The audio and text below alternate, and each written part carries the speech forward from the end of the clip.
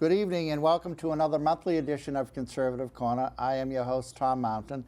We are a Newton Cable Access TV show based in Newton, Massachusetts, the Garden City, and we focus on issues or deal with many issues that, shall we say, won't be picked up by other venues or other media outlets, mainly because we try to explore things from a conservative Republican point of view most times.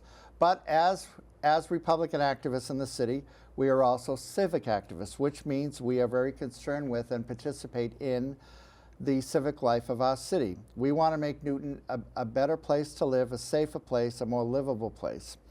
And with that in mind, we are specifically dealing tonight with an issue which should be of interest to, if not concern with, of most Newton residents. Anyone who has a car, who has a home here, who lives here, will deal with something in particular coming up in the next few months, and that is that once November hits, you will not be allowed to park your car on the streets in Newton at night. Now, for many of us who have driveways, who have garages, this is not an issue. We can do that, but if we have overnight guests, what do we do with them? You have to maybe send them to another neighbor's house and ask for their generosity in letting your relative or friend park there. Because if you park your car on the street from November until April, you're going to get a ticket overnight.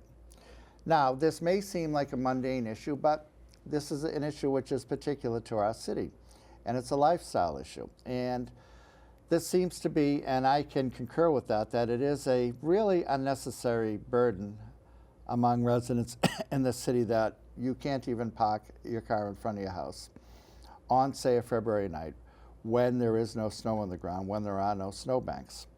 So, not to my surprise, a former alderman, a former city councilor, has decided to try to do something about this. And this is, of course, my good friend and former alderman, city councilor, Jim Cody. Oh, thank you. And before I continue with Mr. Cody, Jim has worn a lot of hats in his life, and I think that he will concur, at least professionally. The one hat that was most predominant in his life was that of being a prominent member of the United States Marine Corps for 20 years, where he was also a Vietnam-era veteran. Mm-hmm. And he also was, I believe, a staff sergeant or master sergeant? First sergeant. First sergeant, yeah, excellent. First sergeant, yeah. So we thank you for your service, Jim. Thank you, Tom. But to the issue at hand, Jim has taken upon himself, and with a group of his colleagues, to launch a petition to repeal the overnight parking ban in Newton. And we're here to talk about that and to find out the logistics of this and how he came to come up with this and how he and they are going to accomplish this. So please, Jim, if you would, give us some background information. Yeah, thanks, Tom. Thank you for having me on. Greatly appreciate it. Any good platform in the media helps us out. You bet. So I had worked as a city councilor. I was on from 2013 to 2020, and we worked a lot on trying to repeal the overnight winter parking ban as a quality of life issue for the residents. So we were successful. So the dates on the ban now are December 15th to March 15th. So we were able to trim a month off, 15 days on each end of it. But there's a variety of reasons. A variety of city councilors have battled this thing, and then at one point, unfortunately, I lost my election in 2019, so the issue kind of died out. A few of the city councilors picked up on it, Susan Albright, Andrea Kelly, and they've been trying to follow along and make this happen. So it hasn't been successful. And for a variety of reasons, some city councilors are opposed to the overnight parking because of the college campuses in town. Some are opposed. They've come up with a new one from a group that's opposed to development. And everybody has their own thing going in the city, but opposed to development. Somehow they've tied in overnight parking to development. I've never had anybody from development or a developer or anybody ever approach me about overnight parking and repealing the ban, or they would help us. So it's kind of a made-up thing, and I'm not sure what the purpose is of the people that are pushing that cause, because it really has nothing to do with the overnight ban. So it's a quality of life issue. So we have a lot of personal stories. I get calls from people all the time saying that they can't get in and out of the house, the elderly, it's an issue for accessibility. Mm-hmm. You can't get your driveway clear, but you can get the street.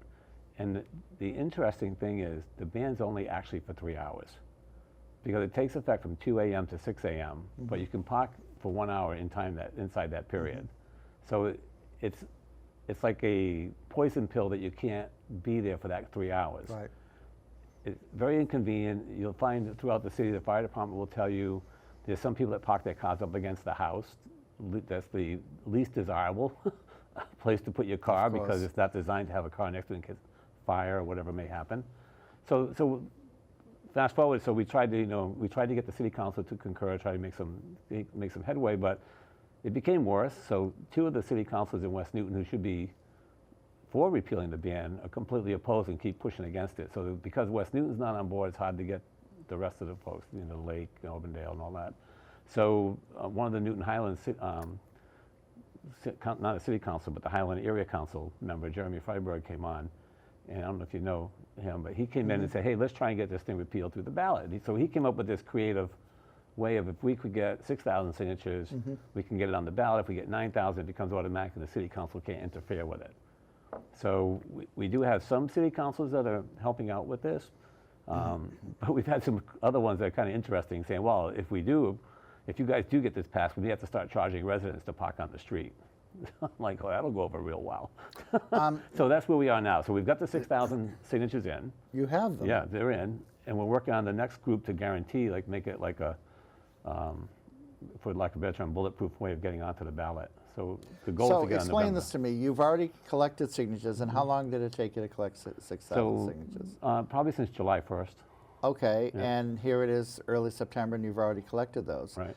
And what was the deadline for collecting those? So it's kind of like Jeremy's been doing a lot of the legwork through the legal department. So it's kind of a little bit of, they're not really sure of dates and times. It just has to be in time to get it into the November election, to get it on the ballot. No, this November. This November. And why do you need additional signatures? Because you mentioned 9,000. So because at 6,000, certain things can happen. It triggers certain events where the city council can still get involved. Yeah. Whereas 9,000 gets to a different percentage of voter, and that extra percentage of getting on, I think that's 10% at 9,000. I see. And that gets you, maybe not 10%, but whatever it is, that gets you over the thing where it goes onto the ballot. And then the important thing is we get to design the question. So as you know from ballot questions, a lot of times the way it's written is the way it gets interpreted and the way it gets voted on. Now, I've heard different perspectives on this, and I'd like you to address this if you would. Now, I've heard from several people that the progressive members of the community, so-called progressives, city councils are in favor of this in particular.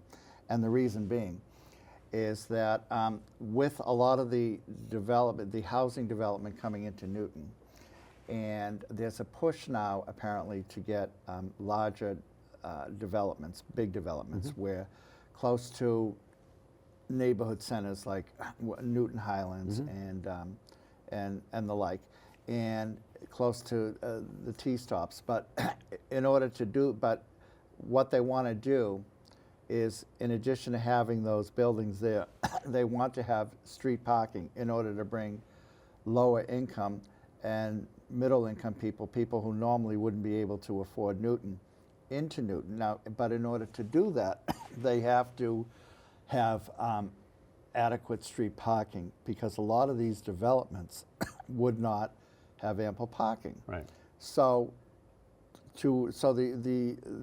what I've heard is that the reason why the progressives want it is to bring these a lot of lower income people into Newton, subsidize them, but they have cars, and so that they can have parking on the street. So that's a really convoluted way of people to oppose it. So who was actually opposed to it was the many. No. These are people who are in favor. In favor. In favor of. That's what I'm saying. The progressives are in favor. Yes. Yeah. So I would say that a lot of West Newton is not progressive, but a lot of West Newton signed the paperwork. So okay. The Lake, same thing. So it's kind of a strange way of going about. That came about in the last couple of terms when some city councils came on. They were anti-development. Yeah. Anti-low-income people. They're anti anything to do with changing the way they're and that has nothing to do with this. And I'm not going to get involved in that part of the equation. Yeah. It's really a quality of life issue for the people here. Now, Ward 4 and Ward 7 have had a lot of influence over the years. They've been opposed. That's more or less Auburndale, Lower Falls, and Ward 7 is Chestnut Hill. Yeah, Boston College area yeah. and all that. So for a lot of reasons we all know that they've been opposed to getting rid of the ban, repealing the ban for years, because it serves as a great parking enforcement tool around the college campuses. Yes. Now, So that's a good question. It's a good thing, because if I'm a resident of that area, I probably have concerns. But we can easily, as a city, control parking once it's allowed. So if we allow the parking, we can go into the neighborhoods that shouldn't have the parking and restrict it. We do it all over. We have a Newton North High School policy. In Auburndale, we have certain communities which are resident-only parking. There's a lot of ways we can control that. We can't do a petition where you can say, okay, Watertown Street can do overnight parking, but nobody else can, because that wouldn't fly. It doesn't follow the ordinance. But we can allow overnight parking as a city, and then take away the parking in places where it can't be. Now, I've had some residents, they have legitimate concerns. They'll say, well, my street's too narrow. People don't even park there in the summer. I said, well, if they're not parking there in the summer, they're probably not going to park there in the winter. Yeah. But the interesting thing that most people don't realize is that the parking ban is, I can give you a story of in our own family. So Albie's mom's 80, her dad just passed away, he's 89. Your wife's Albie. Yeah, my wife Albie. So we live in West Newton. Yeah. Where they live, there's no street parking in the winter, so everybody has to park in. Right. So she worried for months, because he was failing health, that, well, how's the ambulance going to get in with all these cars parked here? Yeah. And sure enough, the day before he passed away in March, the parking ban was still in effect that day. The ambulances couldn't get in. It didn't cause his death, but it caused her a lot of anxiety. And that's just one person. That goes on all over the city. You have home health aides that stay overnight that can't park. Right. You know, and that's a lot of the community, you know, have home health. That's right. For people making up these things about developers, no developer's ever come to me and said, hey, we need some help on getting this passed or repealed. We have received no monies from developers. No one's even come to me. The only one that brings that up are the anti-development, the anti-low income people. They're the only ones that bring that up. And they kind of created it, so I'm not even sure where it came from.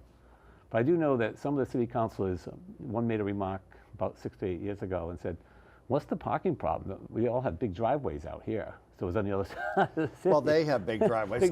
But you know, Jim, the progressives, they tend to be contradictory in many ways, because I heard from a few different angles that, on the one hand, they want to put these big developments for low-income people near train and subway stations, like I said, Newton Highlands. But so they want people to take public transportation. On the other hand, some of them are saying, well, if we're bringing in working class and low-income people from out of town, then obviously they're going to need places to park, and they don't necessarily have driveways in these places. So they seem to be contradicting themselves from either end. And so it is a peculiar argument, so to speak. So could contradictory. That be, so I think what happens is a lot of people have been successful over the years of limiting the number of parking spaces per unit. So if you go to some towns, maybe like Waltham, I think it was Waltham, has 2 spaces per apartment required. So a developer has to ensure they have that before they can build their project. Newton has spent the last couple of years cutting the number down. So I don't know the last development at Trio in Newtonville, but I think they were required to do like 1 point something spaces per apartment. I'm not sure the exact number now. So on one hand, they're restricting it to keep the number of cars in the city down. And internally, they're saying, okay, well, these low-income people can't live in those places.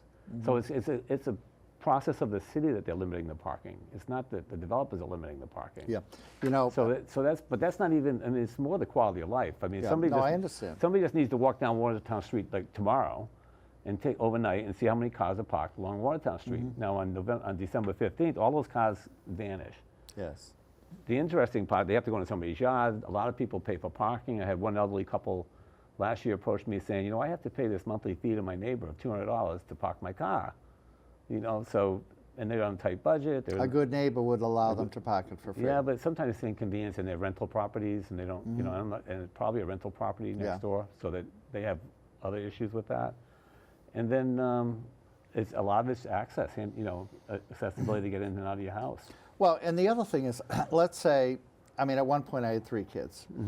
I Still three have kids at home. 3 kids at home, and they all drove. And now we didn't have 3 cars for them because I'm not that wealthy, and I wasn't then. But let's say if you have a family, 2 parents and 3 kids now, and in many homes you would have 5 cars, but your driveway isn't big enough for 5 cars. So the only alternative is, what do you do with them? Okay, you so here's an park them on your front lawn. Yeah, so here's the interesting thing. The city allows you, with a sticker, to park in a municipal parking lot.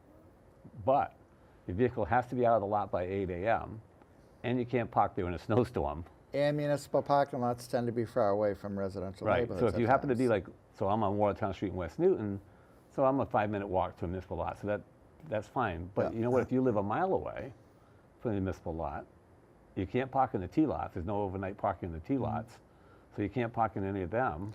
So it's very restrictive as to where you can actually, you can't go to the shopping centers because they'll also tow you. So it comes down to, these cars, people aren't getting rid of cars and buying them again in the spring. They're Yeah. paying somebody, they're bringing them to work and leave them at work. One of the most draconian, one city or town that has really a draconian policy is Brookline. Now, Brookline has a ban on overnight parking all the time. I mean, all the time. You cannot park on the street overnight in Brookline, to the best of my knowledge. But in particular, and to me, that is so. Not only is it extremely restrictive, it's obnoxious, because when you're in an urban area like Brookline, and unless the houses are so crowded together, so you don't have these massive long driveways like they have elsewhere, and in Newton, for example, in some parts. So what do people do? But they live with it, and the question is, why do they live with it? Why don't they have a program like, or a citizens petition like yours? But that's Brookline. We're not dealing with them. Yep. We're dealing specifically Newton. with Newton. Now, why would some city councilors be for it or against it? Or rather, let's start with the ones who are against it. So the ones that are, so there's different reasons. Some are trying to eliminate cars. Yes. We can't help you there.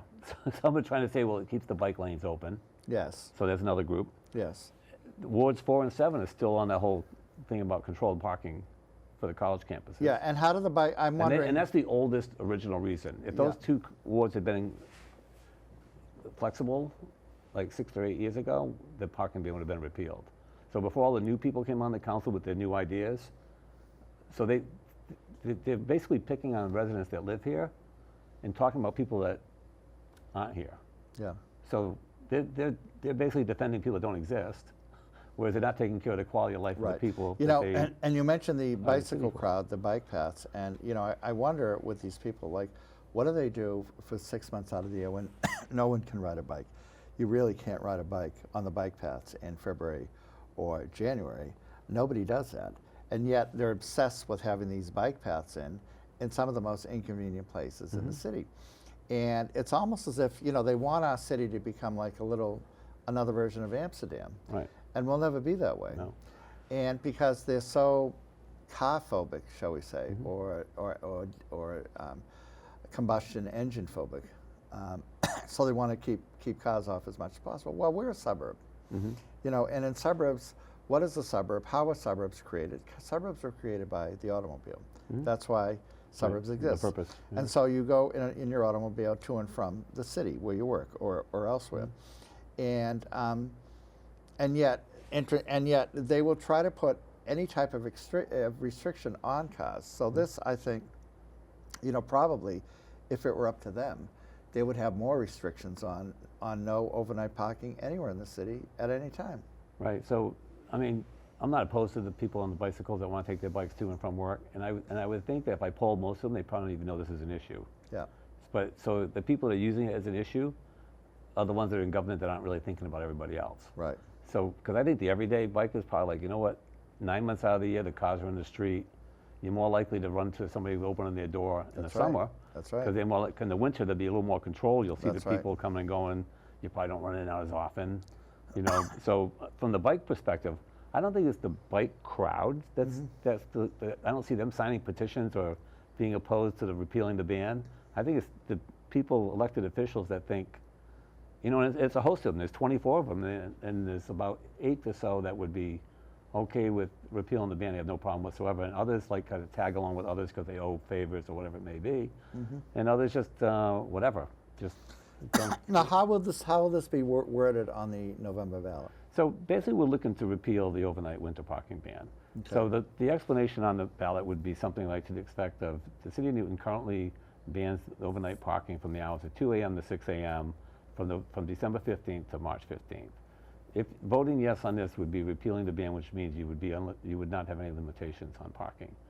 Now, a lot of people think this is going to create widespread panic and chaos, but for 2 years under COVID, Mayor Fuller eliminated the ban for 2 years because we had a lot more people living in houses. You know, like the kids came home. I didn't even know that at the time. Yeah, She did? and it didn't bother anybody. Now, Yeah. Newton Police, Fire, and DPW are all on board with saying they have no issue. Yeah. The police would rather repeal it because it just gives them one more thing they have to write tickets for. Yeah. And the police just don't want to be involved in like aggravating residents for Of no course. reason. You know, and they know they can go by a house and they see 10 cars there. They have to figure maybe there's a family event and there's not only 10 cars there, but now they got to give them all a $25 ticket. You Yeah, know? they don't want to do that. So I guess I wasn't too successful. At one point when we were trying to get rid of the ban, back when I was on the city council, the ticket was $5. So in the middle of all this negotiation, they all voted to raise it to $25. Wow. So a one-night parking fee for you is $25 in Newton. You can park on the street, but pay $25 for it. Exactly. It's like paying in a parking garage. Yeah, they won't tow you, but They'll ticket it'll you. ticket you. And you know, if I'm a police officer, the same thing we were doing the sidewalk snow removal.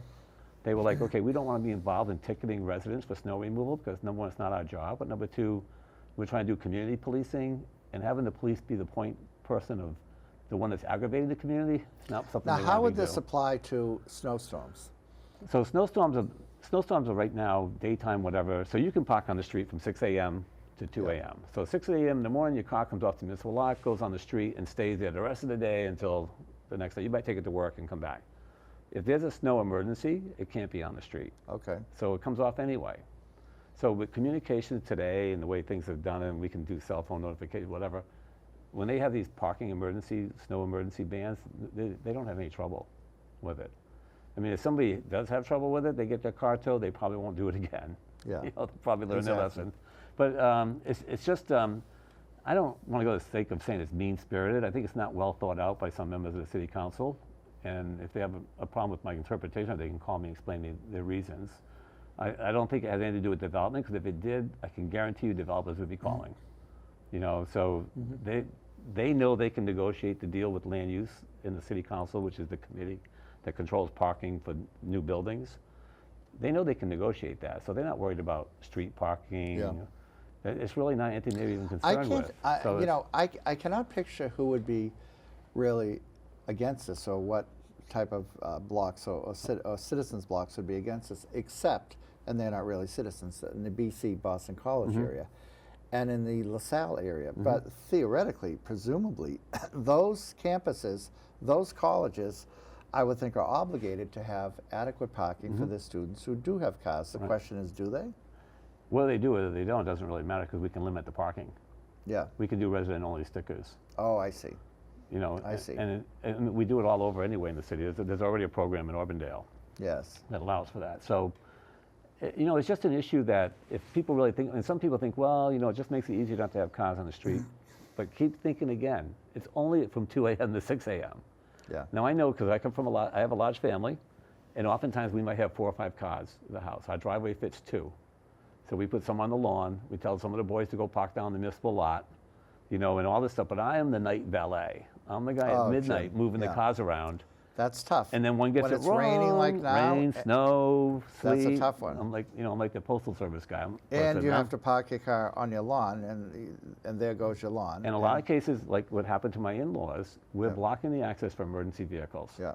When you say access, what do you mean? You could, so their house, their entryway to their house is on the side, Yeah. and all the cars were parked along there. I see. So to get the ambulance crew to go in there, we had to wake up people like at 4 in the morning to move their Oh, cars. Jim. And time is, you know, when you call an ambulance, time is of the essence. Right. It really It's is. quality of life. And, you know, it's just like, there's no reason to aggravate the residents, so why Right. aggravate the residents? Why aggravate them? You know, they pay enough taxes, they have enough things going on in the city. Exactly. It's like, it's such a simple thing, like, okay, well, for 9 months of the year, nobody worries about my car being parked there. Even if it snows in April, it's not a problem. You can still park there on the Yeah. street. You know? You know, this is one of those issues. Again, we often don't deal with mundane, specific issues like this. In the grand scheme of things, on this show at least, we deal with national politics, we deal Right. with state politics, et cetera, et cetera. But this is an issue which really affects people's lives. Right. And it's an issue of convenience. It's a quality of a life issue, as you put it. And it's really what city government is all about, what city officials are supposed to do to make life Right. easier for citizens. Right.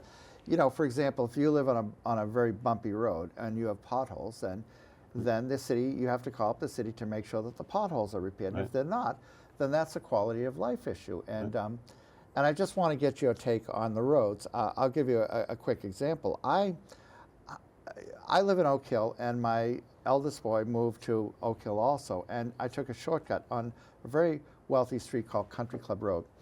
And the houses are around $2 million, and I will never go on that street again because it was so bumpy. It's like a dirt road. And I'm thinking to myself, my God, the property taxes that these people pay. And there are cut-throughs like in Chestnut Hill that I won't go through Right. because they have such bumpy roads. Ward Street, for example, Waverly Street. Yep. And then there's Rachel Road. And I have a nice car, I have a nice Cadillac, and I won't go through it.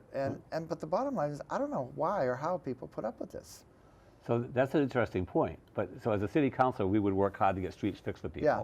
But I always warned them. I always said, look, once we fix your street, it's going to increase the speed of the traffic. Yeah. So if you're on some street and you're wealthy, you probably they've already convinced you not to drive on it, right? They have. so that it works, and they you know, and sometimes it's just the way it works out. Streets are fixed by the level of deterioration of Yeah. the street, usage, deterioration, all the different formulas used for the streets. While in the city council, I was able to get a lot of the streets like West Newton accomplished. I see. And- But getting back to the repealing the parking ban, Yeah. I would believe that it would pass. What do you think? Well, obviously, you So, I want mean, it to pass. if we get 9,000 signatures, I mean, it doesn't take that many votes to Yeah, pass I think the it will ballot. pass. So, and I think people need to just look at it as, you know, in Ward 3, which is West Newton, Yeah. 2 of the city councils that are opposed to it have no parking issues whatsoever. Of course. But you know, Jim, this is real. It's not a liberal and conservative issue. No. This is, again, as you put it, a quality of Quality life of life, issue. that's all it is. You just want to make Newton easier and more accessible and more livable Right. and convenient for the citizens of Newton, as do I, as do many of the viewers watching. We have to wrap up. I thank you for being here. Thank It's you a very pleasure to much. see you Yeah, again. thank you. And please, when you do go out to vote, please vote in favor of repealing the ban on city parking in the winter. And we will see you next time in October for another wonderful, exciting version of Conservative Corner. And please do tell your friends about this. We will run sporadically every day for the next month on New TV. And as always, thank you to New TV for hosting us. Good night.